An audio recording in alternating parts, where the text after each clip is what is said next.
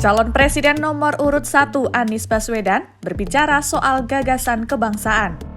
Anies menyebut jika penguasa bisa menggonta-ganti hukum, maka sebuah negara bisa disebut sebagai negara kekuasaan.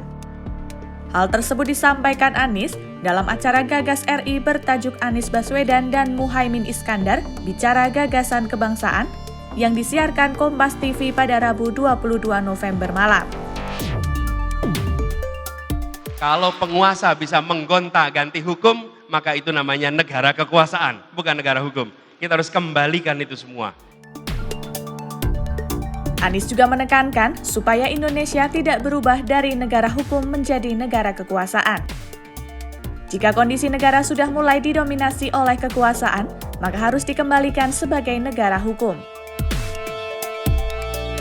Negeri ini tidak boleh berubah dari negara hukum menjadi negara kekuasaan. Negara harus dikembalikan menjadi negara hukum. Apa bedanya negara hukum dan negara kekuasaan?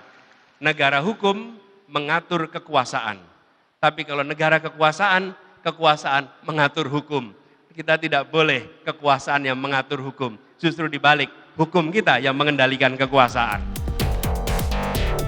Anies menambahkan, jika hukum dikembalikan fungsinya agar bisa mengatur kekuasaan, maka akan menimbulkan kepercayaan masyarakat kepada negara.